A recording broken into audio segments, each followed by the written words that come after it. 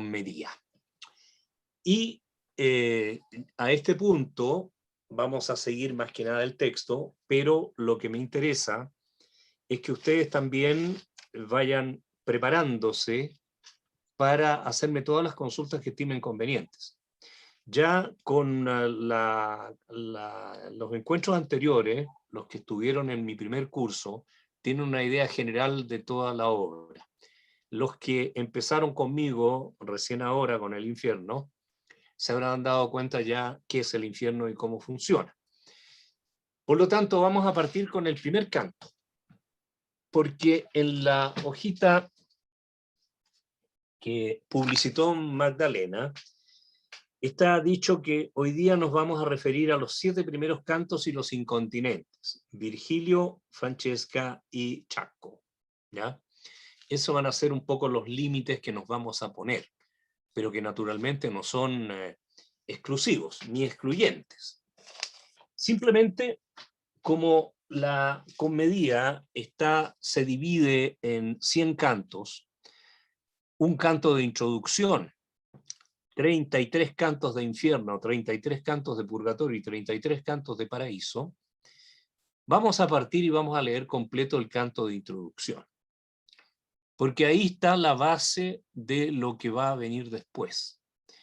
Eso sí que, tal como yo les he dicho, y lo voy a seguir insistiendo, otros profesores no lo hacen porque no han desarrollado esta tesis que yo sí desarrollé, siguiendo a autores mucho más antiguos. El primer canto formaba parte de probablemente de un poema que iba a ser mucho más breve, que probablemente iban a ser solamente 10 o 12 cantos en total. Por ello es que aquí está todo, pero como la obra creció en las manos de Dante, según mi opinión, después vinieron esas modificaciones a las que yo me refería, que el sistema septenario de los pecados capitales se pasó al sistema de los 3 grandes vicios que el cielo no quiere y que Virgilio explica en el canto 11, después de salir de la città di Dite, de la ciudad de Ditis. Leo. Nel mezzo del cammin di nostra vita mi ritrovai per una selva oscura che la diritta via era smarrita. Quanto a dir qual era e cosa dura, questa selva selvaggia e aspra e forte, che nel pensier rinnova la paura. Tante amara e poco è più morte, ma per trattar del ben che io vi trovai, dirò delle altre cose che io v'ho scorte. Io non so ben ridir come io v'entrai, tant'ero pien di sonno a quel punto che la verace via abbandonai. Ma poi che fui... Aquí se me corre demasiado esto acá. Ma Ma poi che fui al piede un colle giunto, là dove terminava quella valle che mi avea di paura il corpo compunto, guardai in alto e vidi le sue spalle vestite già dei raggi del pianeta che mena dritto altrui per ogni calle. Allora fu la paura un poco queta, che nel lago del Corme era durata la notte che io passai con tanta pietà. E come quei che con lena affannata uscito fuor del pelago alla riva si volge all'acqua perigliosa e guata, così l'animo mio che ancor fuggiva si volse a retro e a riminar lo paso che non lasciò giammai persona viva. Voy a leer la siguiente prosificación para que vayamos siguiendo el sentido del texto. A la mitad del camino de nuestra vida me encontré en una selva oscura. Había perdido el camino recto. Aquí hay que de inmediato dejar en evidencia que más que perder el camino recto, había extraviado el camino recto. ¿Ya? ¿Por qué? Porque algo que se pierde es algo que no se encuentra más. Pero algo que se smarrisce, el verbo smarrire significa perder, pero significa perder en el sentido de extraviar, o sea, de dejar de encontrar o de echar de menos por un tiempo. Por lo tanto, él efectivamente había extraviado el camino verdadero. ¿Qué significa todo esto? Bueno, claramente que Dante nos dice que en la mitad del camino de nuestra vida, noten ustedes, el primer verso está en plural, nuestra vida.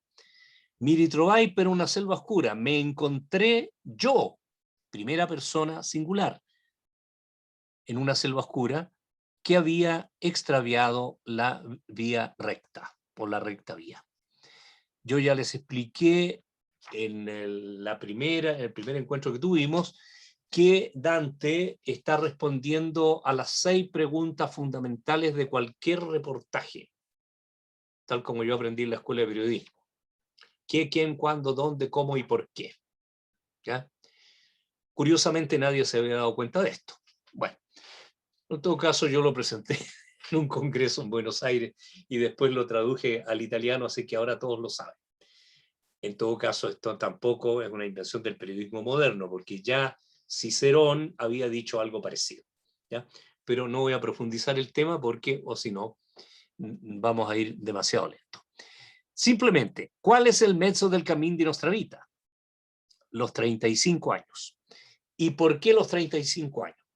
Porque el mismo Dante, en otra de sus obras, El Convivio, hace referencia a que la vida humana tiene una duración de más o menos 35 años.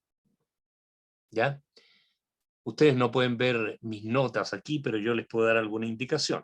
Si tienen El Convivio a mano, busquen el libro 4, el capítulo 23 y los párrafos 6 al 10. ¿Ya? Ahí expone esta doctrina del arco de la vida. Arco de la vida que tendría entonces 70 años, y tal como ya la expliqué en una de las conferencias del primer curso, corresponden a 4 momentos bien precisos, es decir, juventud, adultez, senectud, o sea, vejez y senectud, o senio. Y cada uno de estos momentos tiene una relación con los fenómenos atmosféricos, porque tenemos la misma sucesión que existe entre primavera, verano, otoño, invierno. Y también les dije que esto ustedes pueden apreciarlo en ciertas revistas donde se publican las cartas de correo sentimental de personas que dicen: señorita de 30 primaveras busca a su alma gemela.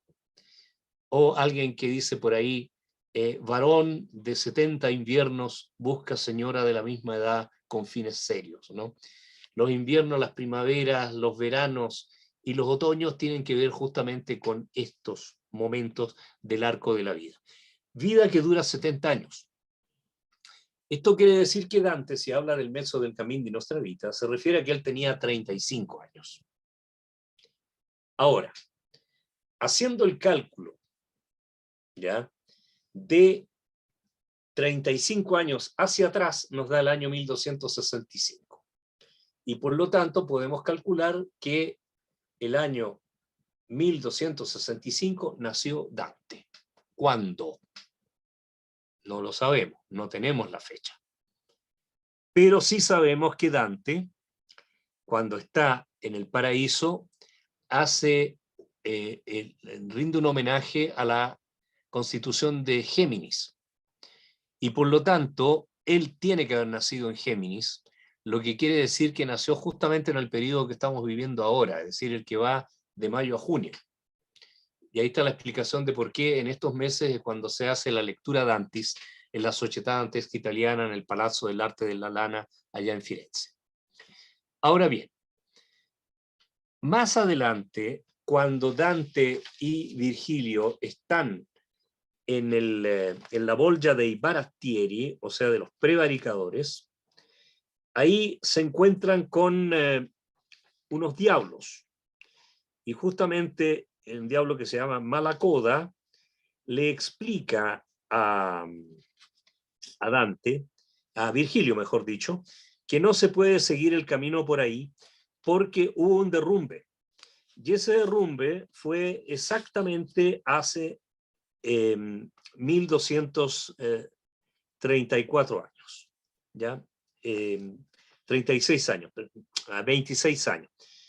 Lo que quiere decir que si le sumamos a esa cantidad de años el momento en que murió Cristo, es decir, si le agregamos los años de Cristo, que son 34, los años en este caso se calculan ab incarnationes, o sea, del momento de la encarnación, no del momento del nacimiento. Fecha que fue establecida de manera aleatoria el día 25 de marzo, que se celebra justamente la Anunciación, ¿ya? Y que es el momento en el cual se produjo el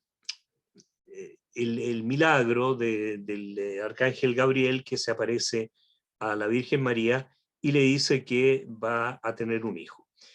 De esto resulta que, si ustedes sacan la cuenta, desde el 25 de marzo a 9 meses más tarde, da el 25 de diciembre. Y ahí está la explicación de por qué la Navidad, el nacimiento de Cristo, se conmemora en esa fecha, a pesar de que lo más probable es que Jesús, el Cristo, no nació en esa fecha.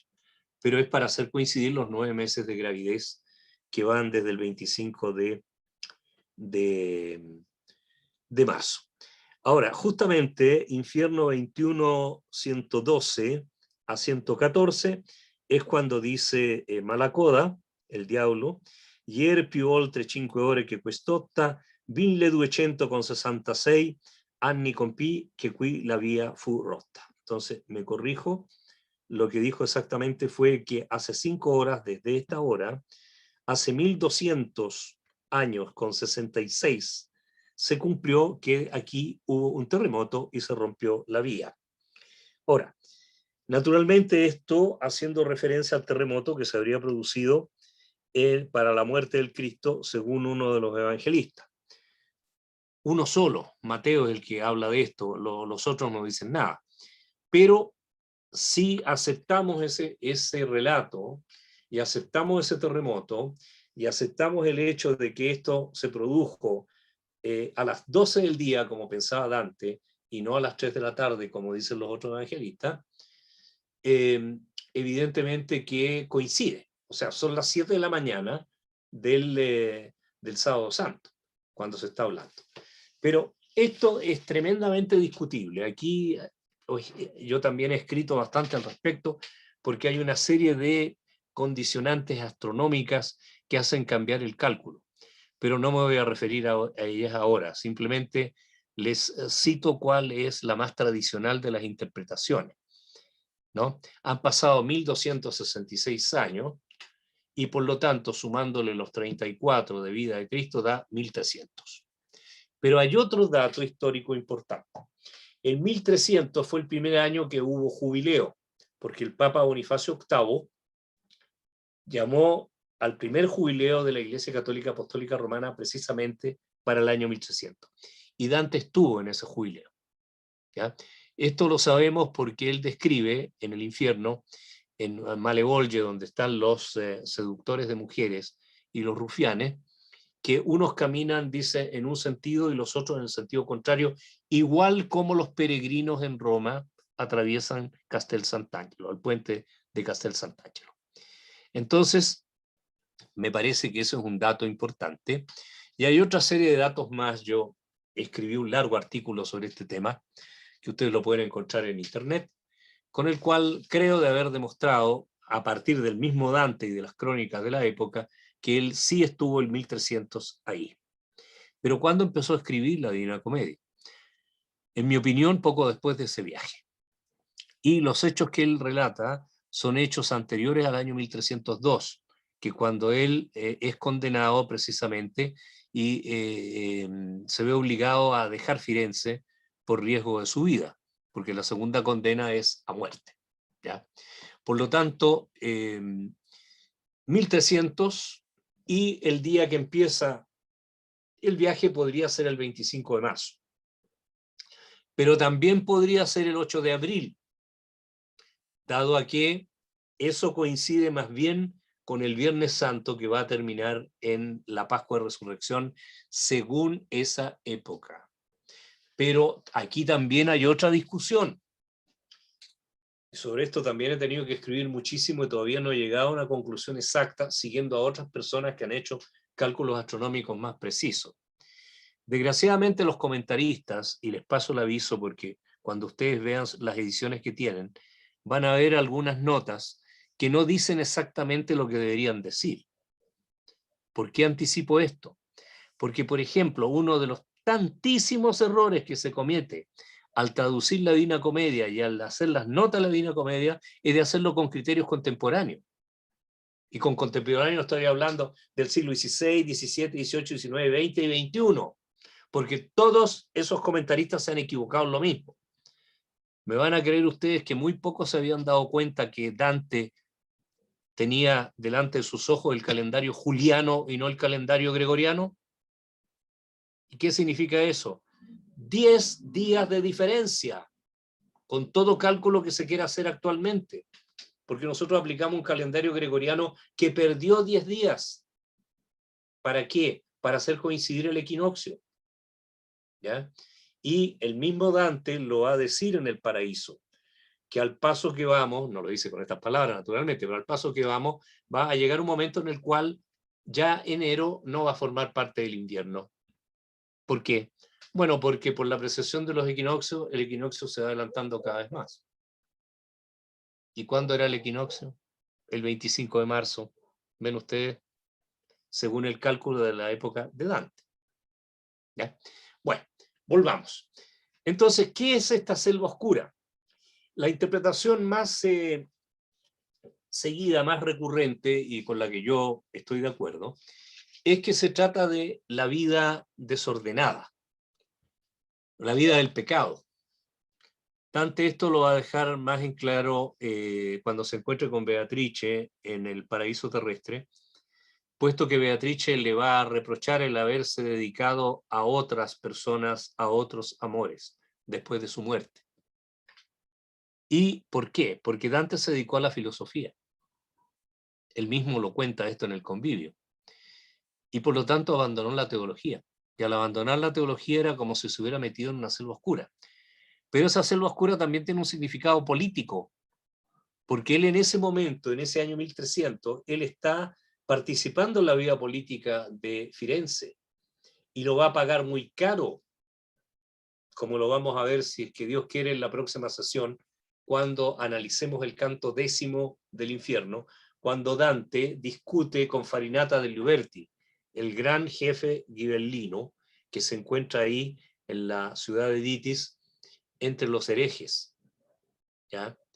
Que en mi opinión no está ahí por ser hereje, sino más bien por ser epicúreo, y ni siquiera por ser epicúreo, más bien por ser averroísta y por ser ghibellino. Les refresco un poco la memoria, muy brevemente. Dos grandes partidos políticos, los güelfos y los ghibellinos. ¿Por qué ghibellinos? Porque la casa de Weiblingen era la que había ganado el derecho a la corona del Sacro Romano Germánico Imperio. Por lo tanto, fueron ghibellinos todos aquellos que siguieron al emperador. Los güelfos eran el grupo contrario, porque toda esta fue una lucha entre la casa de Franconia y la casa de Sajonia. ¿Ya? Los güelfos dependían de un mítico héroe llamado Welf, y por lo tanto eran contrarios al emperador que había sido elegido después de la gran guerra de la sucesión. Hasta ahí estamos bien. Pero ¿qué es lo que pasa en Italia? Que en Italia, donde el poder del emperador ha disminuido muchísimo, se han formado las comunas, que es una nueva forma de gobierno, que está basada en las artes que no agrupan a los trabajadores, sino que a los emprendedores, a los empresarios, a los que dan trabajo.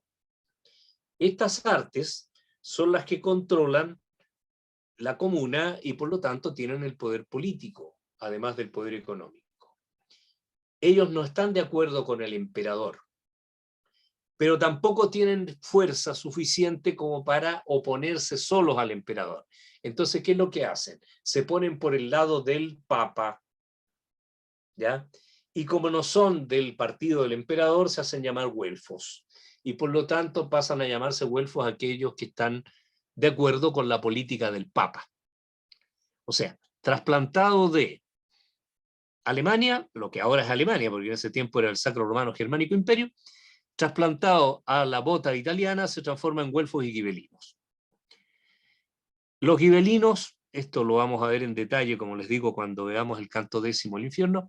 Los gibelinos tienen el poder en Florencia, son expulsados, vuelven, expulsan a los güelfos vuelven y expulsan a los gibelinos y se quedan en el poder. Pero, como suele suceder, los triunfantes, los triunfadores güelfos, se dividen en dos grupos, los blancos y los negros. ¿Y de dónde sacan estos nombres?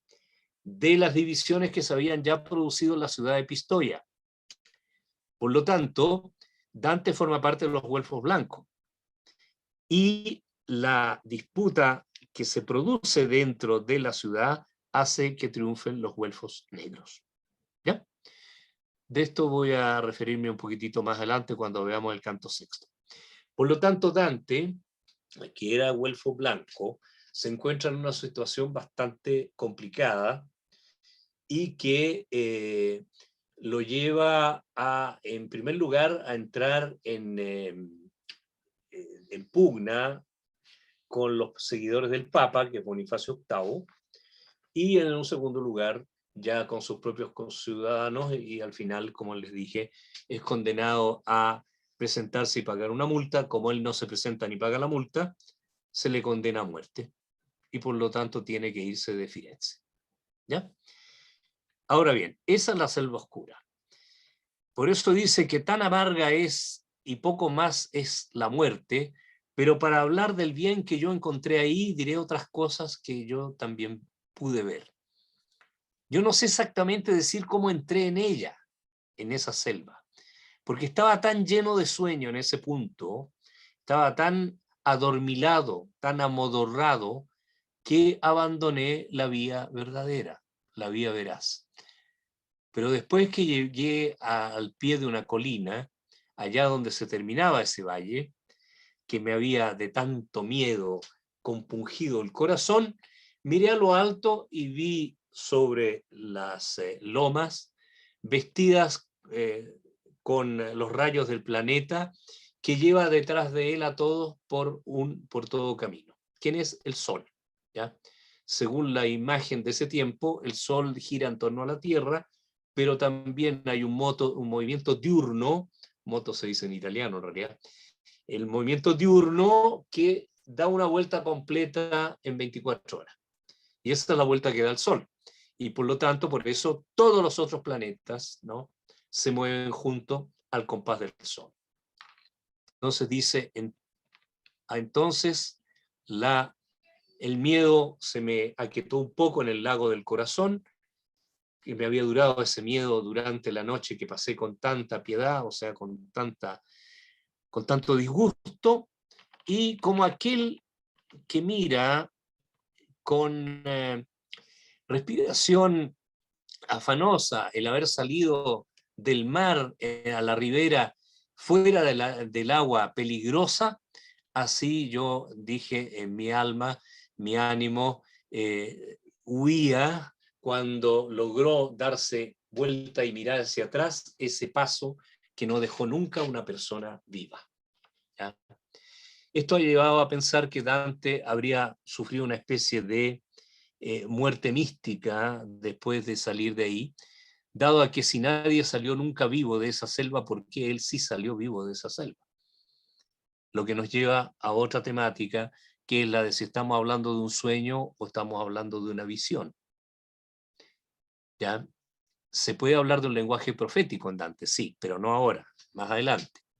En todo caso, todo esto aparece como una gran visión que nos recuerda que al morir Beatrice en la Vita Nova, él dice que tuvo una visión mirabile visione, una admirable visión, que lo lleva a no volver a referirse a Beatrice, a cantarla, hasta no decir de ella lo que ningún ninguno jamás ha dicho acerca de una mujer.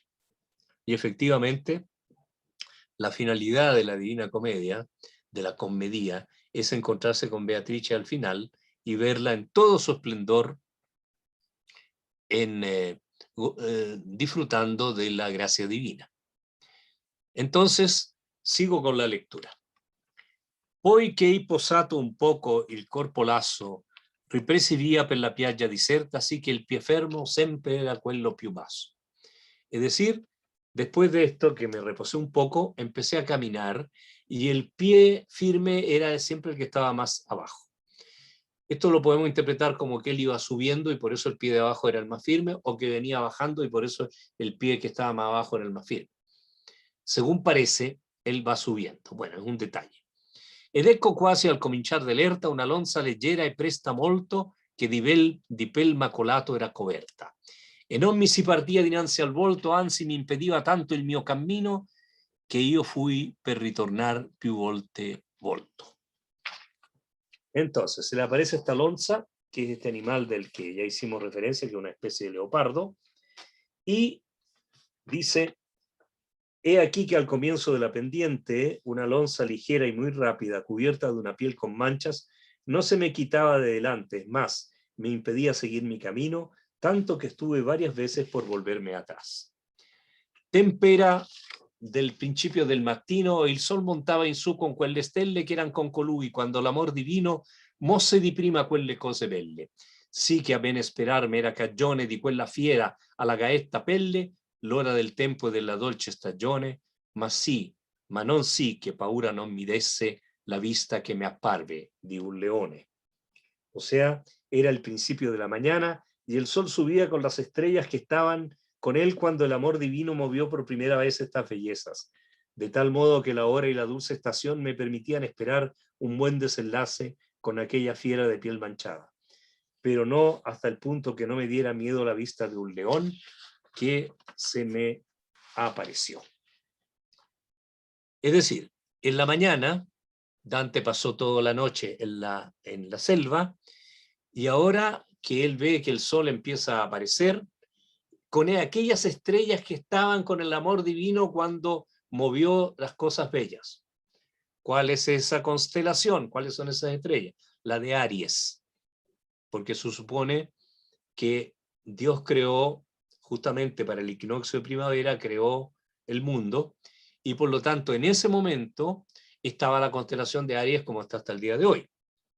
Ustedes que algunas veces habrán visto un horóscopo en algún diario o alguna revista, ven que el horóscopo empieza siempre en el mes de marzo, con Aries, precisamente por eso. Entonces, al ver que estábamos en Aries, al ver que, lo que lleva a pensar que efectivamente es el 25 de marzo, ¿no? Al ver que todo se mueve hermosamente, que todo es bonito, que el tiempo y la dulce estación, ¿por qué dulce estación? Porque está empezando la primavera. Recuerden ustedes que estamos en el hemisferio boreal. Y todo parecía muy hermoso hasta que se me apareció un león. Questi pareva che contro me venisse con la testa alta e con rabbiosa fame, sì che parea che l'aere ne tremesse. Ed una lupa che di tutte brame sembiava carca nella sua magrezza, e molte genti fe già viver grame, questa mi porse tanto di gravezza con la paura che uscia di sua vista, che io perdei la speranza dell'altezza. Es decir, parecía que viniera contra mí con la cabeza alta y con un hambre rabiosa, tanto que parecía que el aire temblara. Y una loba que en su escualidez parecía cargada de todas las ansias y que hace vivir triste a muchos hombres, me produjo tal pesantez por el miedo que me causaba su vista que perdí la esperanza de llegar a lo alto. Y como aquel que gustosamente gana y cuando llega el tiempo de perder no piensa más que en llorar y entristecerse, así hizo conmigo el animal sin paz que viniendo contra mí me empujaba poco a poco allá donde el sol cae. ¿Ya?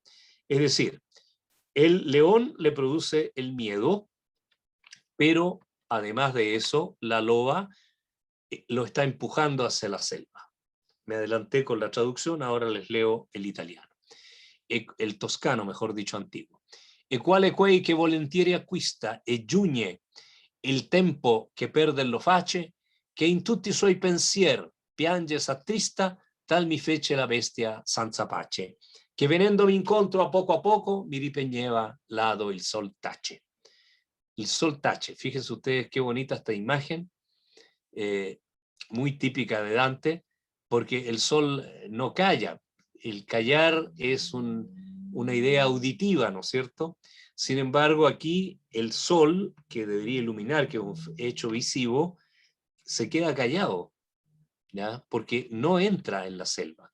Hasta allá está de nuevo empujándolo la loba. Mentre che io rovinavo in basso loco, dinanzi agli occhi mi si fu offerto chi per lungo silenzio parea fioco.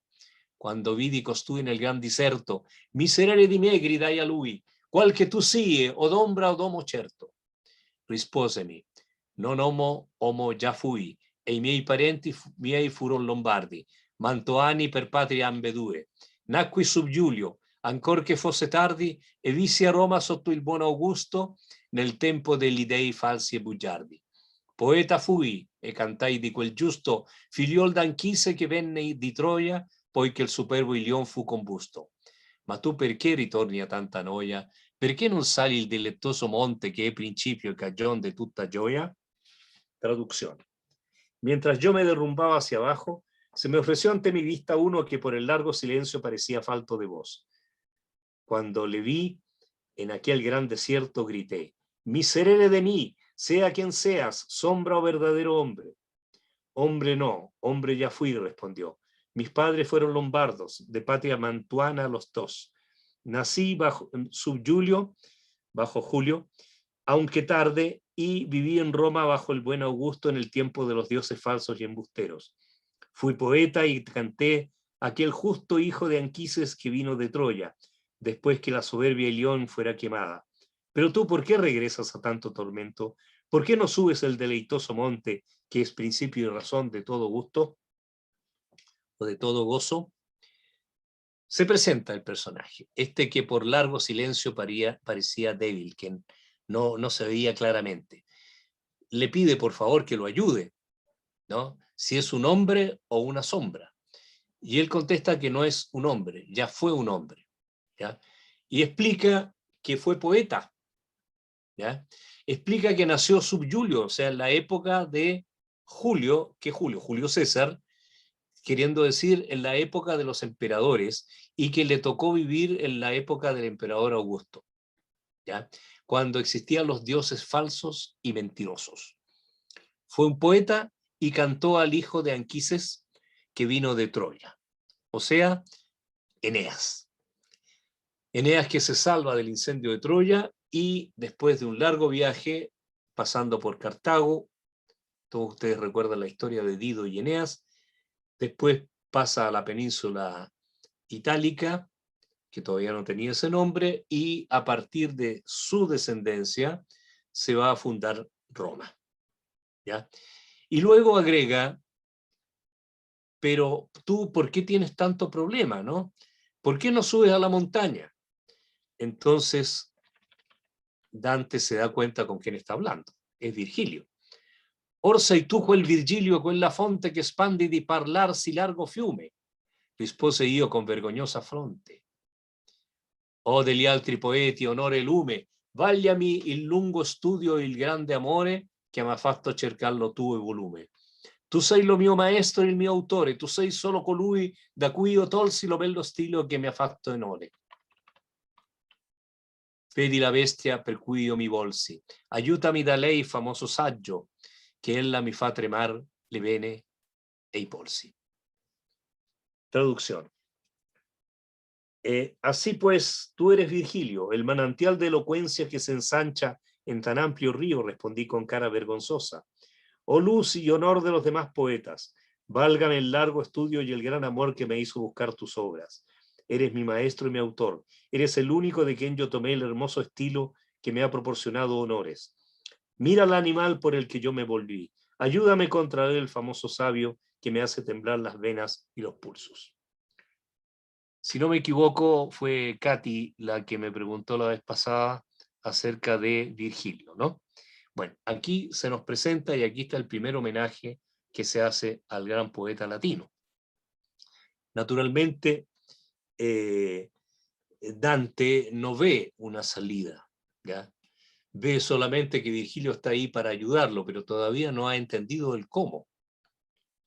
Y le va a decir Virgilio directamente: a te convien tenere altro viaggio, rispose, poi che lagrimar mi vide, se vuoi campar de sto loco selvaggio, che questa bestia per la qual tu gride non lascia altrui passar per la sua via, ma tanto lo impedisce che lo uccide. E a natura sì malvagia e ria, che mai non empie la bramosa voglia, e dopo il pasto ha più fame che pria. Molti son gli animali a cui si ammoglia, e più saranno ancora infin che il veltro verrà, que la fará morir con doña. Es decir, a ti conviene hacer otro viaje, respondió después de verme llorar, si quieres escapar de este lugar selvático, porque ese animal que te hace pedir socorro no deja a nadie pasar por su camino, sino que se le opone hasta matarlo. Su naturaleza es tan malvada y cruel que nunca satisface el deseo ansioso y después de comer tiene más hambre que antes. Muchos son los animales con los que se aparea, y serán más todavía hasta que venga el lebrel que la hará morir con grandes dolores. Ya. Aquí aparece citado otro personaje importantísimo dentro de la alegoría de la Divina Comedia, el Veltro. ¿Ya? Yo la vez pasada no voy a insistir en este tema porque es bastante, digamos, exige de mucho tiempo para explicarlo. Vimos que las tres fieras representan muchas cosas, ¿ya? Pero evidentemente la idea de la loba, que es a la que se dirige directamente Virgilio, diciendo que se casa con muchos otros animales, se está refiriendo evidentemente a una mezcla entre la soberbia y la codicia, que son los que han arruinado a Firenze, tal como lo explica Dante en el canto sexto del infierno, a Italia, como lo explica en el canto sexto del purgatorio, y al imperio, como lo explica en el canto sexto del paraíso. Esa fiera, que representa por lo tanto un pecado gravísimo, va sin embargo a tener que ser cazada en algún determinado momento por otro animal, por otra figura alegórica, el veltro. ¿Qué significa veltro? Significa lebrel, es decir, un perro de caza, o de caza, si prefieren, ¿no?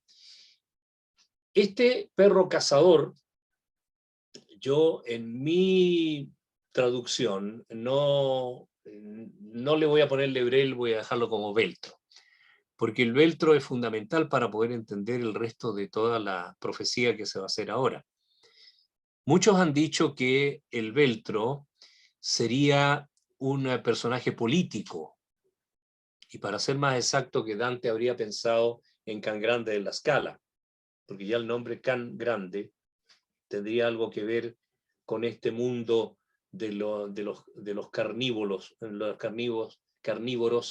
perrunos que se dedican a la caza, o que son entrenados para la caza.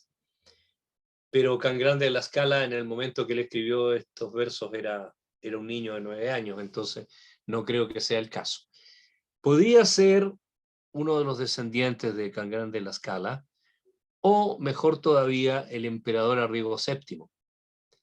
Pero son todos detalles que todavía son muy difíciles de poder captar, porque mientras no esté claro en qué año escribió Dante estos versos, no podemos presagiar nada.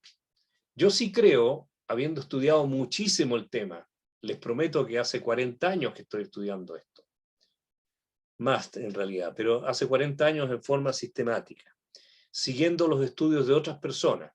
Un colega, también de mi edad, un poco más viejo que yo, Bortolo Martinelli, ha desarrollado toda una hipótesis de trabajo que me gusta muchísimo, con la cual este veltro sería Jesucristo, que regresa, y eso es completamente válido, ¿ya? Ahora, fíjense ustedes, molti sono gli animali a cui si ammoglia e più saranno ancora infinché il veltro verrà que la fará morir con doglia. Pero ¿cuáles son las características que tiene este veltro? Questi non ci verrà terra ne peltro, ma sapienza, amore e virtute, e sua nación sarà tra feltro e feltro. Dell'umile Italia sia salute per cui morì la Vergine Camilla, Eurialo e Turno e Niso dei Ferute. Questi la caccerà per ogni villa, finché l'avrà rimessa nello inferno, la onde invidia prima di partirla. Bien. Leo la propuesta de traducción. Dice, muchos son los animales con que se aparea y serán más todavía hasta que venga el lebrel, dice acá, o sea, no, pero tengo que traducir de mucho antes. A ti te conviene tener otro viaje, respondió después de verme llorar, esa parte ya la leí, porque ese animal que te hace pedir socorro no deja a nadie pasar por su camino, sino que se lo pone hasta matarlo. Su naturaleza es tan malvada y cruel que nunca satisface el deseo ansioso y después de comer tiene más hambre que antes. Muchos son los animales con los que se aparea y serán más todavía hasta que venga el veltro que la hará morir con grandes dolores. Este no se alimentará de tierra ni de peltre, sino de sabiduría, amor y virtud, y su nacimiento será entre filtro y fieltro. Será la salvación de aquella humilde Italia por la que murió la Virgen Camila, Euríalo, Turno y Niso por sus heridas. ¿Ya? El veltro la acosará por toda ciudad o por cada ciudad hasta que la haya devuelto al infierno desde donde la envidia la hizo salir. Por lo tanto, la descripción nos dice que nacerá entre fieltro y fieltro. Para esto ha habido muchas interpretaciones, pero también se puede entender que se trata de un personaje que al nacer no se encontró ni con un lecho de seda, ni con lana acogedora, sino que más bien entre fieltro rugoso y poco acogedor, lo que nos daría una idea del pesebre de Belén. Otros piensan que fieltro y feltro quiere decir que es un jefe político que va a nacer entre Feltre y Montefeltro. También puede ser. Pero en general, como les digo, para mí la mejor interpretación sería esa. ¿Por qué? Porque cuando Dante va a llegar al paraíso terrestre, recuerden siempre esto, Dante es rescatado de la selva oscura por Virgilio y le impide que vuelva a entrar en la selva oscura. Y lo deja en otra selva, en la selva del paraíso terrestre que está en la parte superior del purgatorio. Y ahí se va a encontrar con Beatrice y en ese momento Virgilio desaparece. Porque Virgilio representa la razón humana, representa la filosofía.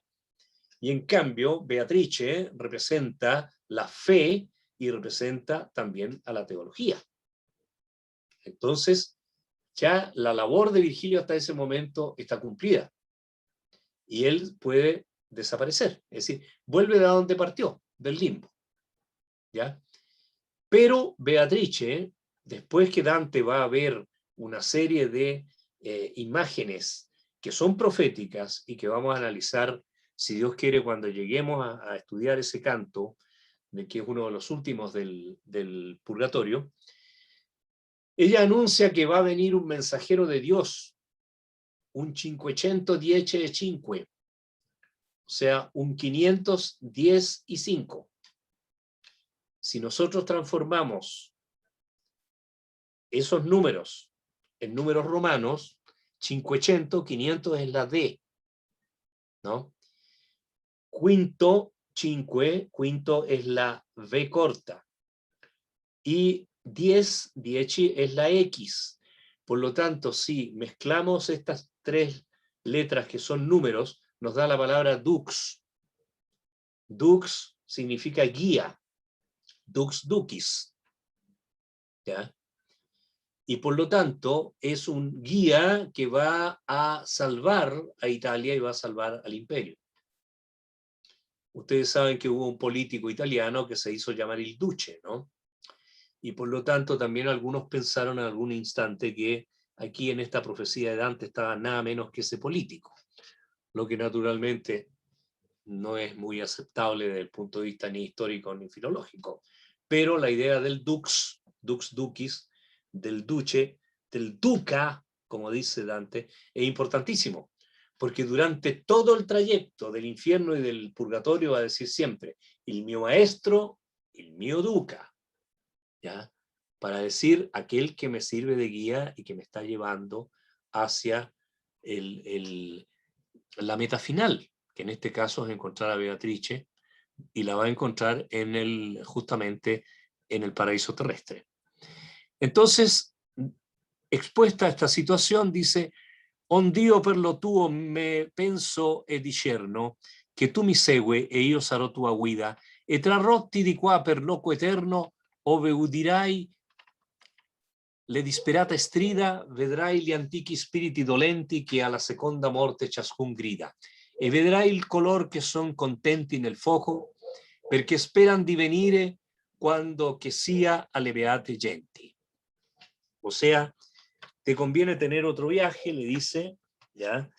Ya que este que quieres hacer a la colina no va a ser posible, y yo te voy a servir de guía, ¿ya? Por lo tanto, dice, por eso juzgo que me sigas y seré tu guía y te sacaré de aquí por un lugar eterno donde oirás gritos desesperados. Verás a los antiguos espíritus dolientes que claman todos por una segunda muerte. Y verás luego a los que están contentos en el fuego porque esperan ir en cualquier momento con los santos. Con estos podrás tú subir después si quieres con un alma más digna que yo. Con ella te dejaré cuando me vaya, porque el emperador que reina allá arriba no quiere que a su ciudad se llegue conmigo porque fui rebelde a su ley. Es decir, yo te voy a acompañar hasta dejarte en manos más propicias.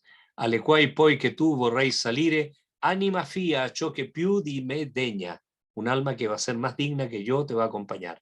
Con lei ti lascerò nel mio partire. Con ella te dejaré en mi partir. Que quel imperador que la su reina, o sea, Dios, que allá reina, perché io fui ribellante alla sua legge, non vuol che in sua città per me si vegna. Es decir, Dios no quiere que yo llegue hasta esa ciudad suya, la ciudad de Dios. Aquí también, si ya lo están pensando, créanlo, hay una referencia a la ciudad de Dios de San Agustín, evidentemente. Y dice, yo no puedo llegar hasta allá porque fui rebelde a su ley. Esto lo dice Virgilio, pero la verdad las cosas es que es bastante discutible. Virgilio no conoció a Cristo y por lo tanto no tuvo bautismo, pero no quiere decir que haya sido rebelde a su ley, sino que simplemente no conoció esa ley, la ley cristiana. Pero por eso es que él está en el limbo. En tutte parti impera e quivi regge, quivi è sua città e l'alto seggio, o felice colui che cui ivi elegge. En todas partes impera Dios, y allí reina, allí está su ciudad y su alta sede. Oh feliz el que elige para morar allí. Y dice entonces Dante, yendo ya al final de este canto, e io a lui, poeta, io ti recheggio per quel Dio che tu non conoscesti, acciò che io fugga questo male e peggio, che tu mi meni là dove or dicesti, sì che io veggia la porta di San Pietro e color cui tu fai cotanto mesti. Es decir, en todas partes impera y allí reina Dios, allí está la ciudad y su alta sede, oh feliz el que elige para morar allí. Poeta, dice Dante, te ruego por ese Dios que no conociste, que para huir de este mal y aún de otro peor, me lleves allí donde acabas de decir, de tal modo que yo vea la puerta de San Pedro y aquellos de los que dices que están tan tristes. Allor si mosse e io li tenni dietro. Entonces se movió y yo tras él. Así comienza la Divina Comedia. Finalmente ustedes han tenido la posibilidad de seguir completo el texto junto conmigo. De los otros cantos no vamos a poder hacer lo mismo, porque evidentemente cada reunión que tengamos tendría que ser el análisis de un canto. y eso nos llevaría nada menos que a 100 lecciones. Que no digo que no se puedan hacer, pero evidentemente no es el caso de lo que pretendemos ahora.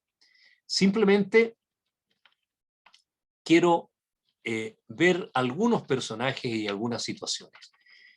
Yo les dije que según la nueva clasificación que Virgilio desarrolla en el Canto XI del Infierno, deja la división del infierno en 7 pecados capitales y pasa en cambio a hablar de las 3 disposiciones que el cielo no quiere. O sea, se reducen los 7 pecados capitales a 3 vicios fundamentales. Y el primero es el de los incontinentes, ¿ya? Es decir, de aquellos que no se contuvieron ante ciertas pasiones que los exacerbaron. Y eso ya lo vimos, ¿ya? Los lujuriosos se dejaron llevar por el amor descontrolado. Los golosos se dejaron llevar por la comida y la bebida. Los avaros y los pródigos se dejaron llevar por el amor o desamor al dinero, ¿ya? Entonces, aquí tenemos inmediatamente la ley del contrapaso, de la que ya les hablé. Según el pecado cometido, es la pena a la cual se está sometidos. Hasta me salió verso. Entonces, ¿qué es lo que pasa? Que los lujuriosos son llevados por un viento, una bufera, se dice en italiano, la bufera infernale, o sea, este ventarrón, este vendaval infernal que nunca se detiene. La bufera infernal che mai non si resta, mena gli spiriti con la sua rapina, voltando e percotendo li molesta. O sea, el vendaval este divino, primero pasaron por donde el juez Minos y otra serie de cosas, pero yo me lo salto porque lo que me interesa es más bien dar a entender la poesía misma, ¿no? Él llega a un lugar. Io venni in loco d'ogni luce muto. Ven ustedes de nuevo la idea esta de la luz que tiene un sentido auditivo. Un lugar mudo de luz, donde la luz no se oye. La idea es que la luz se vea, ¿no es cierto? Es evidentemente un recurso retórico de parte de Dante. La traducción sería: llegué a un lugar mudo de toda luz que muge con el mar en tempestad si es combatido por vientos contrarios. El huracán infernal que nunca se detiene arrastra a los espíritus con su fuerza y los castiga volteando y golpeándolos. Cuando llegan hasta el vórtice del torbellino, se escuchan gritos, quejas, lamentos, blasfeman de la virtud divina. Entendí que a tal tormento están condenados los pecadores carnales que someten la razón al deseo. Y como las alas llevan a los estorninos en el tiempo frío en un grupo alargado y compacto, así aquel soplo lleva a los malos espíritus de acá para allá, de arriba abajo. Ninguna esperanza los consuela jamás, no ya de parar, sino ni siquiera de una pena menor. Y lo mismo que las grullas van cantando sus tristes cantos, escribiendo en el aire una larga línea, así vi yo venir lamentándose a las sombras llevadas por el huracán.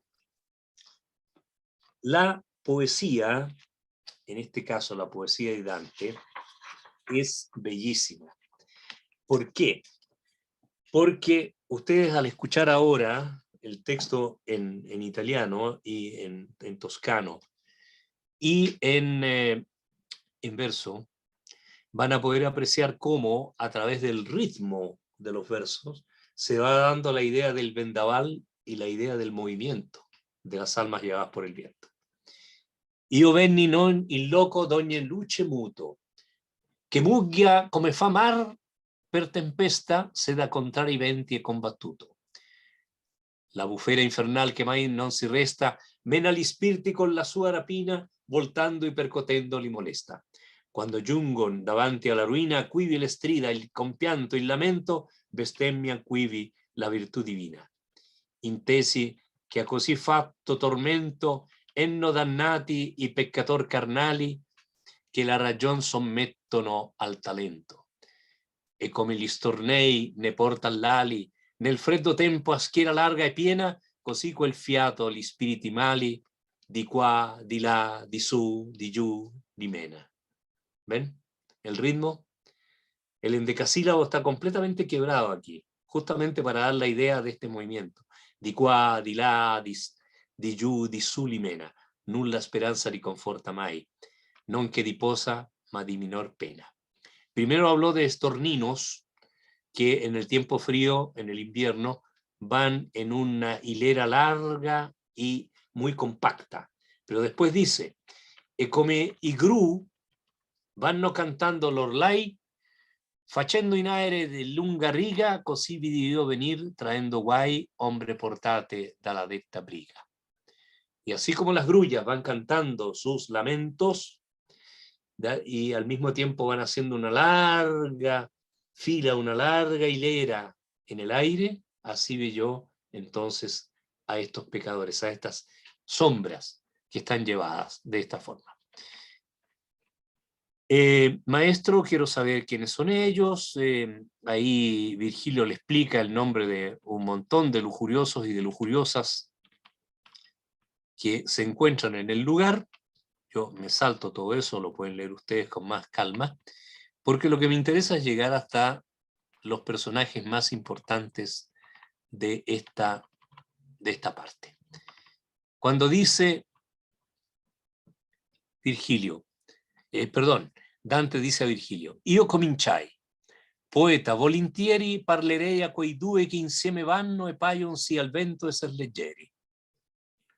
Ed egli a me, vedrai quando saranno più presso a noi, e più allor li priega che quello amor che ei mena, che ei verranno. Es decir, Dante quiere hablar con algunas de estas personas. Poeta gustosamente hablaría a aquellos dos que van juntos y parecen tan ligeros en el viento. Y él me dijo, los verás cuando estén más cerca de nosotros, entonces pregúntales por el amor que los arrastró hasta acá y vendrán. Si tosto come il vento a noi li piega, mossi la voce. O anime affannate, venite a noi parlar, se altri non niega. O almas afanadas, es decir, que están siendo llevadas por este viento. Dice, venid a hablar con nosotros si otra persona, aquí altri tiene el sentido altísimo de Dios, que incluso algunos escriben ese altri con mayúscula, ¿ya? Si altri no lo niega. Y esta hermosa metáfora nuevamente. Quali colombe dal disio chiamate, con le ali alzate, ferme al dolce nido, vegnon per l'aria dal voler portate, cotali uscir dalla schiera ove dido, a noi venendo per l'aere manigno, si forte fu l'afectuoso grido. Como las palomas que son llamadas por el deseo y vuelan con las alas en alto y se acercan al dulce nido, vienen ellas, estas dos almas, por el aire, llevadas por su voluntad. Así salen del grupo donde está Dido, la reina de Cartago, que está entre las lujuriosas, y vienen hacia nosotros por el aire maligno. Tan fuerte fue el afectuoso grito. Curiosamente, estas dos personas, un hombre y una mujer, van juntos. No están separados, llevados por el viento como todas las otras almas. Es una pareja que está llevada por el viento. Y por eso es que Dante es curioso de saber quiénes son. Lo va a decir solamente al comienzo del canto siguiente. ¿Quiénes son? Son dos cuñados. Pero sabe perfectamente con quién está hablando porque le va a decir Francesca. Esta es Francesca da Rimini, que se ha hecho famosa justamente por ser personaje de la Divina Comedia más que por su historia personal.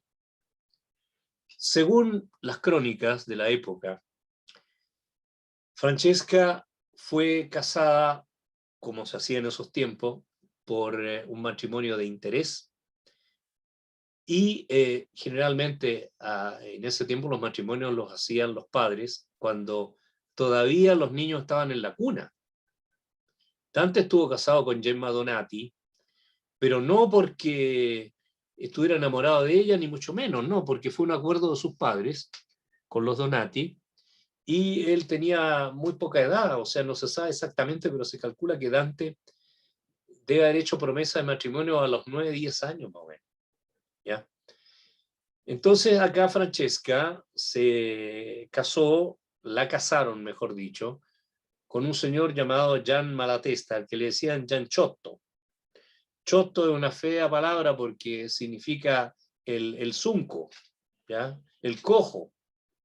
Por lo tanto, aquel que es manco de alguna extremidad, ¿no? Y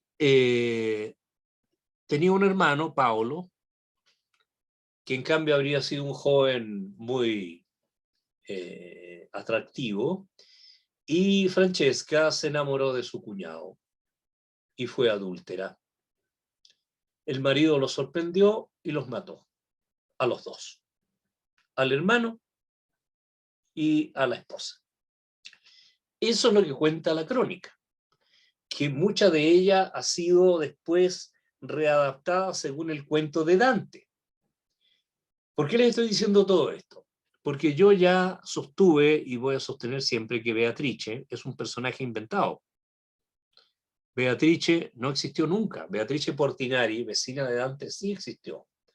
Pero el personaje de la Vita Nova y de la Commedia es un personaje alegórico, evidentemente. Es un personaje que cumple una función dentro del, tanto de la Vita Nova como de la Commedia, y no por eso deja de ser un personaje real.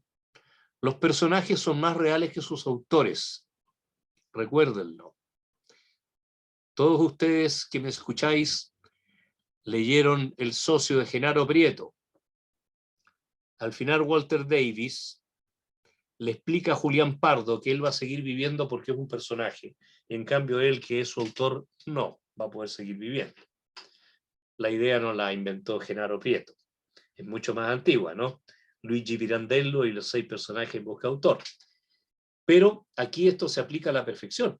Beatrice es un personaje real. Y fíjense que Dante poeta, vivió, escribió, pero el Dante peregrino, el Dante personaje, tiene más vida todavía que el verdadero Dante Alighieri.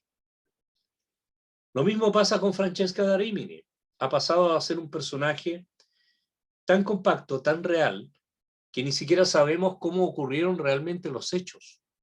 Es más, esta Francesca da Rimini, su apellido era Francesca da Polenta, ¿ya?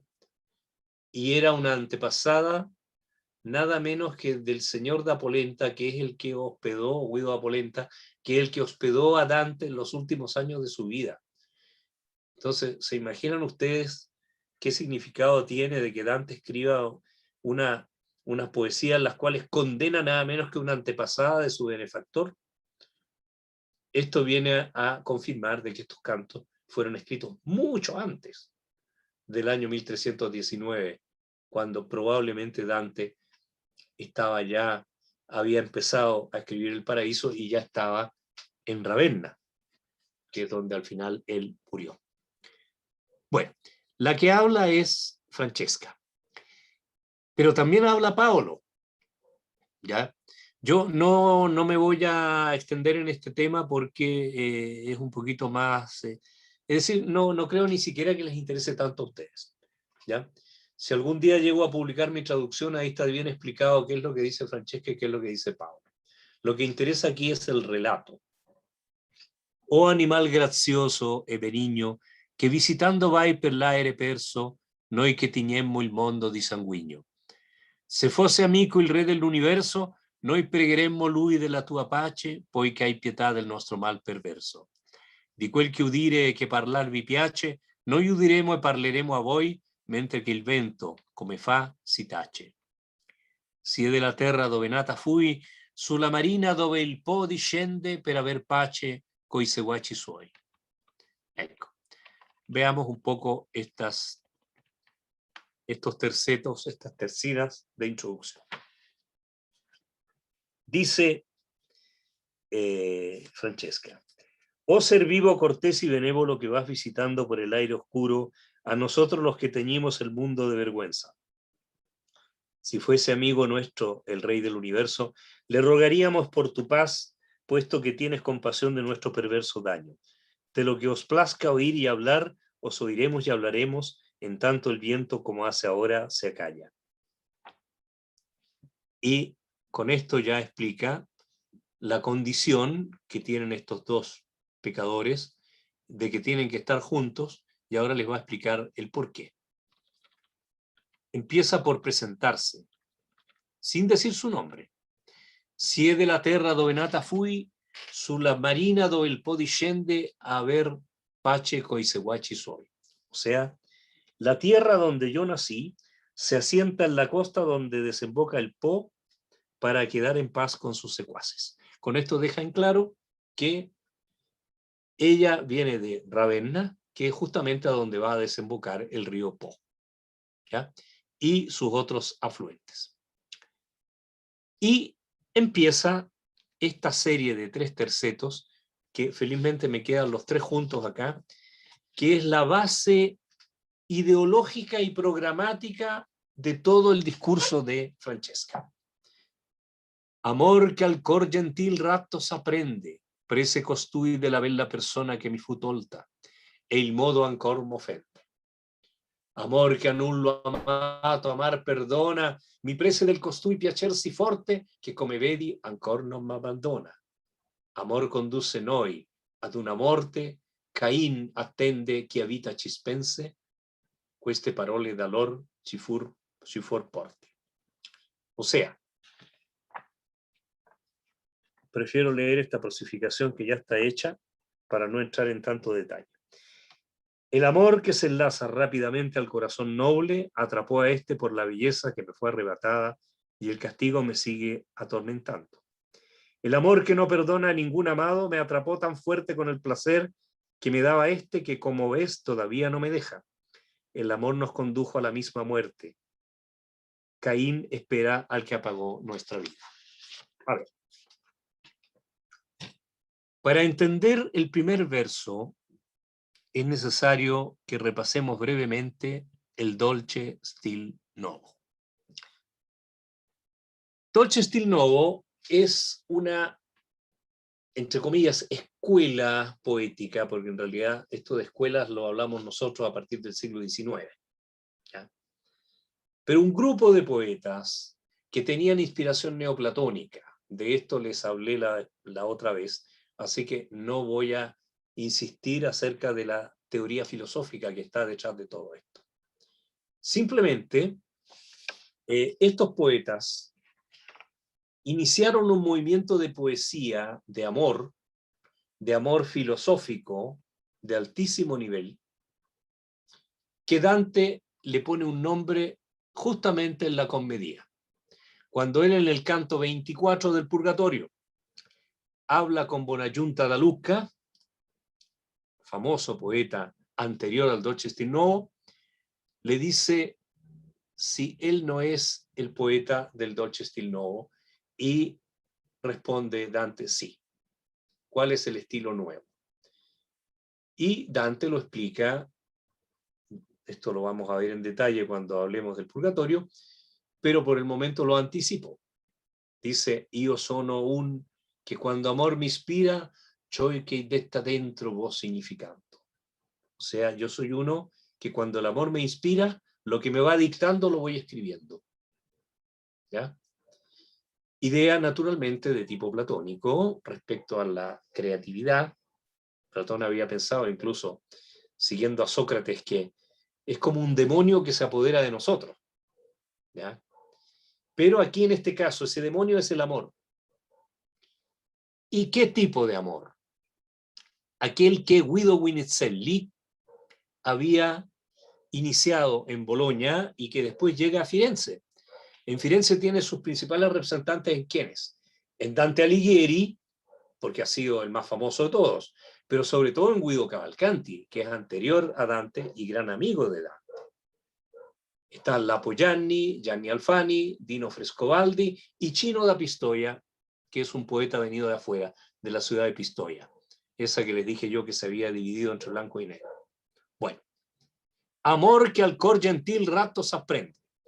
Esto es prácticamente una copia de una poesía de Guido Guinizelli, que es considerada como la principal poesía que explica la filosofía del amor del Dolce Stil Novo. Al cor gentil rempaira sempre amore, come l'usello in selva e la verdura. Ne fe amor anti che gentil core, ne gentil core anti che amor natura, che adesso con fu il sole, si tosto lo splendore fu lucente, ne fu mai il sole e prende amor in gentilezza loco, così propriamente come calore in clarità di foco. Estas no son versos fáciles, para nada. Pero la perífrasis sería que en el corazón noble el amor encuentra siempre reparo, descanso. Como el pájaro en el bosque busca lo verde. La naturaleza no creó el amor antes del corazón noble, ni el corazón noble antes que el amor. Fíjense, para que haya amor, tiene que haber un corazón noble que reciba el amor. Pero ni el amor nació primero y el corazón noble después, ni estuvo primero el corazón noble y después apareció el amor. No, ambos aparecieron juntos. No apenas fue creado el sol, de inmediato resplandeció ante todos. Y no resplandeció antes de la creación del sol. Es la misma idea. El sol resplandece en el momento que es creado. No existe antes. ¿Ya? Y tampoco existe el esplendor del sol sin que exista el sol. Lo mismo pasa con el corazón gentil y con el amor. Y el amor toma su lugar en la nobleza de ánimo de modo tan natural como el calor en la claridad del fuego. Es una poesía muy complicada, muy larga. Naturalmente no la voy a leer completa porque este no es un curso sobre la del Dolce Stil Novo. Pero ¿qué es lo que me interesa que les quede en claro? Que cuando hay un corazón gentil, gentil en el sentido de noble, ese corazón gentil siempre va a aceptar el amor, porque está preparado para amar. ¿Ya? Por lo tanto, el amor, ¿qué es lo que hizo? Tomó de este que me acompaña, que es Paolo, ¿no? Y de su bella persona me hizo enamorar, que mi fu tolta la mia bella persona. E la bella persona di lui. Me enamoré de esa bella persona que me fue quitada porque me la mataron, así como mi persona también desapareció. Y el modo todavía me ofende. ¿Por qué? Porque fueron matados justamente por el marido y el hermano. Y ahí donde dice Caína tende quivita chispense, todos traducen que es la Caína, que es el sector del infierno donde están los traidores en contra de la familia. Yo no estoy de acuerdo con eso. Yo creo que dice Caín, y efectivamente hay muchos manuscritos que dicen Caín. Caín, que mató a su hermano, está esperando que llegue, ¿quién? Gianciotto Malatesta, que todavía está vivo cuando Dante escribe, porque cuando muera, por ser asesino de su hermano, va a tener que estar junto con Caín en el infierno. ¿Ya? Bueno, pero ese es otro detalle. Sigue otro verso bellísimo que requiere de una explicación. Amor que a nullo amato amar perdona. El amor, ¿no es cierto?, no perdona nunca a aquel que ama. ¿Qué significa esto? Que el amor debe ser correspondido. Si me aman, yo estoy obligado a amar. ¿Ven? Bastante discutible el tema, porque todos piensan que aquí Francesca se está excusando, está encontrando una buena disculpa. ¿Ya? Paolo se enamoró de mí, yo tenía que corresponderle. ¿Pero por qué? Porque está dentro de la idea del Dolce Stil Novo. Y esto reafirma el hecho de que estos versos fueron escritos por Dante cuando él todavía estaba muy ligado a esa poesía juvenil, que era la de la Vita Nova. En la medida que va a ir avanzando en el infierno, se va a ir volviendo cada vez más perverso y más cruel con los pecadores, justamente porque no merecen de la piedad que él tiene en cambio por estos dos pecadores. Annullo amor che annullo amato, amar perdona, mi prese del costui piacersi forte, que come vedi ancor non me abandona. ¿Ya? Me enamoré de él de tal manera que todavía no me abandona y está junto conmigo. Amor conduce novia de una muerte, amor nos llevó a ambos, a nosotros, a una muerte. Caín espera al que nos apagó la vida. Queste parole d'allor ci fur porte. Quando intesi quelle anime offense, chinai il viso e tanto il tenni basso, finché il poeta mi disse, che pense? Quando rispose cominciai, o lasso, quanti dolci pensieri, quanto disio menò costoro al doloroso passo. Poi mi rivolsi a loro e parlai io e cominciai, Francesca, él sabe con quién está hablando, con Francesca Rimini. Francesca, i tuoi martiri a lagrimar mi fanno tristo e pio, ma dimmi, al tempo di dolci sospiri, a che come concedette amore che conosceste i dubbiosi disili. Es decir, Dante quiere saber en qué momento se produjo el grave error que cometieron que los ha llevado a este destino. Estas palabras no fueron dichas. Nos fueron dichas. Cuando oí a aquellas almas castigadas, bajé la cara y tanto tiempo la tuve baja que al fin el poeta me dijo, ¿qué piensas? Cuando respondí empecé diciendo, ay, desgraciados, cuánto pensamiento dulce, cuánto deseo llevó a estos a este doloroso trance. Luego me volví a ellos y empecé a hablarles. Francesca, tus tormentos me entristecen y me apenan casi hasta hacerme llorar. Pero dime, en el tiempo de los dulces suspiros, ¿cómo y por qué te concedió amor que conocieras culpables deseos? Y sigo con el texto en castellano, de manera que ustedes disfruten mucho más todavía cuando lo lean en toscano. Ella me contestó, no hay mayor dolor que recordar el tiempo feliz en la desgracia. Eso lo sabe bien tu doctor. Pero si tienes tanto interés en conocer la primera raíz de nuestro amor, te explicaré como el que habla llorando. Un día estábamos leyendo un libro para distraernos sobre Lancelot y cómo lo angustiaba su amor. Estábamos solos y sin ningún recelo. Aquella lectura obligó a nuestros ojos varias veces a mirarnos uno a otro y palidecer, pero fue en un punto concreto en que nos venció. Cuando leímos cómo la ansiada sonrisa era besada por un amante tal, este que nunca se separará de mí, me besó en la boca todo estremecido. Galeotto fue el libro y quien lo escribió, aquel día ya no leímos más. E quella a me. Nessun maggior dolore che ricordarsi del tempo felice nella miseria. E ciò sa il tuo dottore. Esto por los problemas que tuvo Virgilio en su vida, que también tuvo que enfrentar un cierto tipo de exilio, y que también ha cantado el dolor producido por la separación de Dido y Eneas. Ma se a conoscer la prima radice del nostro morto hai tanto affetto, dirò come colui che piange e dice. Noi leggevamo un giorno per diletto di Lancialotto, come amor lo strinse, soli eravamo e senza alcun sospetto. Per più fiate gli occhi ci sospinse quella lettura e scolorocci il viso, ma solo un punto fu quel che ci vinse. Quando leggemmo il disiato riso esser basciato da cotanto amante, questi che mai da me non sia diviso, la bocca mi baciò tutto tremante. Leían un libro acerca de los amores de Lancelot con la reina Ginebra, ¿no? Y varias veces la lectura de este libro, que es del ciclo bretón, que habla de este amor, que es un amor intenso y carnal, ¿ya?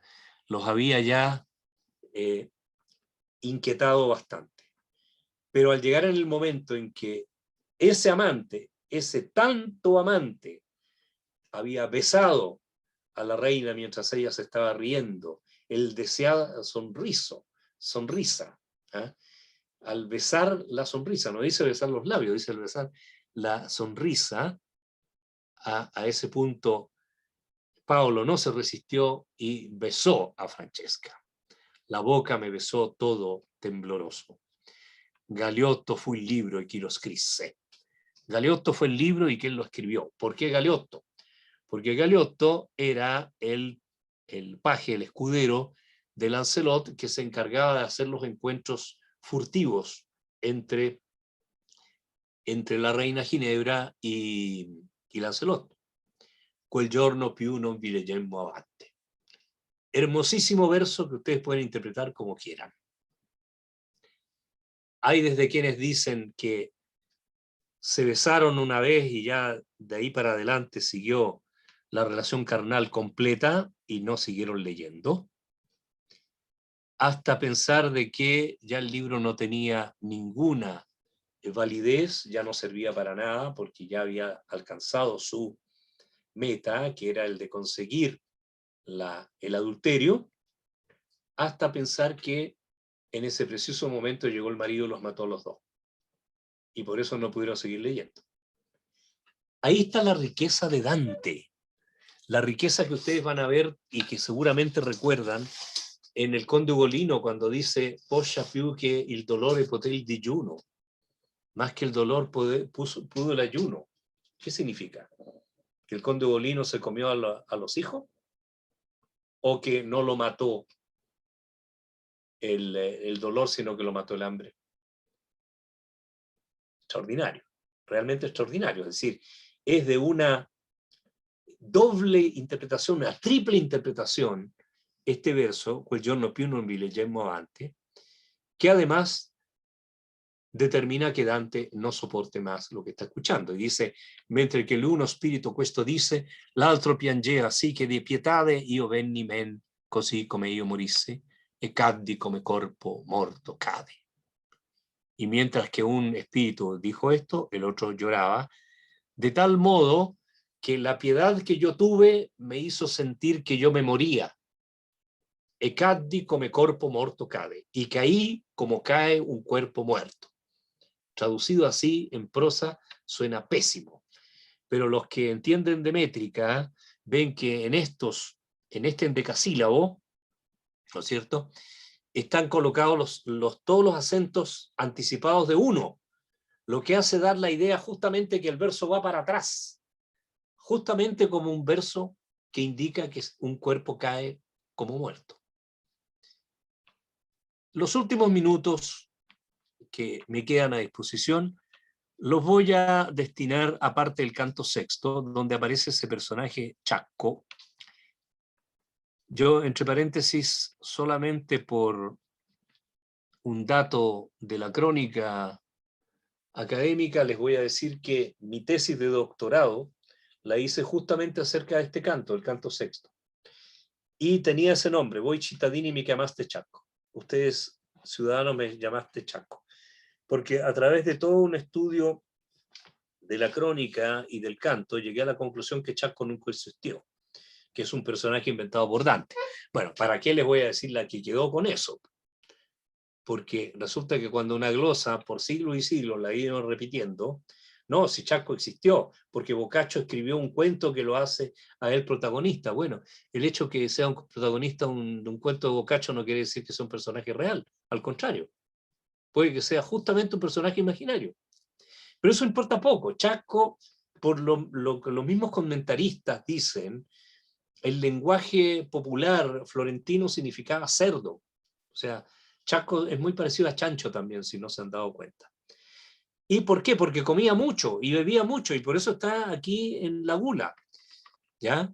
Pero lo más importante es que Dante le pregunta, se da cuenta de que tiene la idea de que los pecadores saben lo que está pasando en el mundo y qué es lo que va a pasar, y por lo tanto le pregunta qué va a ocurrir en la ciudad partida, o sea, la ciudad dividida. Y él le dice, dopo lunga tensione verranno al sangue e la parte selvaggia caccerà l'altra con molta offensione. Después de una larga tensión, van a llegar a la sangre, y la parte salvaje, o sea, la parte blanca, se le llama a los güelfos blancos la parte salvaje, porque venían todos del condado, no eran originarios de Firenze. Y la va a expulsar a la otra con mucha ofensa. O sea, los blancos por un momento van a tener el dominio político de la ciudad. Poi appresso convien che questa caggia infra 3 soli e da altra sormonti con la forza di tal che te ste piaggia. Después de esto conviene que esta caiga, la parte blanca, después de 3 o en el transcurso de 3 soles, o sea, 3 años. Y que la otra tome el poder con la fuerza que le va a dar uno que te esté pialla, es decir, que lo está favoreciendo. ¿Quién sería ese uno? Sería Bonifacio VIII, que es el que, digamos, favoreció a los negros, los güelfos negros, mandando a un pachere, o sea, uno que hacía la paz, que en realidad era uno de los Anjou, Carlos de Anjou, que en cambio se dedicó a favorecer a los güelfos negros. Y culpa de esto es que a Dante lo van a, al final, mandar al exilio. Muchos han pensado que por eso este canto está escrito después del exilio. En realidad no dice nada de eso Dante, dice simplemente que va a haber un cambio de mando permanente entre los dos grupos, ¿ya? Y por lo tanto, alte terrà lungo le fronti, tenendo l'altra sotto gravi pesi, come di ciò pianga o che naonti. Es decir, por mucho tiempo va a tener altas las frentes y va a someter a la otra a graves pesos, de manera que ésta va a llorar y se va a lamentar. Pero, ¿qué es lo más importante de todo esto al final? Que es a lo que me interesa llegar. Dante le pregunta por otros personajes importantes, por Farinata, Teguiaio, Jacopo Rusticucci, Arrigo y Mosca, y Chaco le explica que están entre las almas más negras, con lo cual nos deja la idea de que Dante en ese tiempo pensaba que los pecadores que estaban en el infierno sabían todo el infierno y de dónde estaban los otros pecadores. En realidad después cambia un poco de esa idea, pero lo que sí dice, y esto es muy importante, es que lo que está pasando en Firenze es debido a que no hay justicia. Dice, Justice son due, non vi sono intesi. Hay solamente dos justos y nadie los escucha. Aquí hay toda una historia larguísima que algunos dicen que uno de los justos es Dante. Yo no estoy de acuerdo con eso. Simplemente, en mi opinión, quiere decir que son muy pocos los justos que quedan en la ciudad. Superbia, invidia e avarizia sono le tre faville che hanno i cuori accesi. La soberbia, la envidia y la avaricia son las tres llamitas que tienen encendidos los corazones. ¿Ya? Después de esto, Chaco va a decir que no le va a responder nada más y cae en el medio del barro. Y Virgilio le dice que no se va a despertar hasta que la trompeta del juicio final no lo despierte y que cada uno buscará su propia tumba para estar en ella por la eternidad. Pero lo que acaba de decir Chaco es premonitorio, es en parte una profecía, pero no es todavía la profecía del exilio, como va a ser la de Farinata, canto 10, que ya lo he anunciado un montón de veces, y del que vamos a hablar la próxima vez, sino que es importante tener en cuenta esto de le tre faville, la soberbia, la envidia y la avaricia, porque coinciden con las tres inclinaciones pecaminosas que representan a las tres fieras que vimos en el primer canto. Y Brunetto Latini, en el canto 15, 15, cuando hable con Dante, también le va a decir que los tres grandes pecados que están destruyendo a Firenze son la soberbia, la envidia y la avaricia.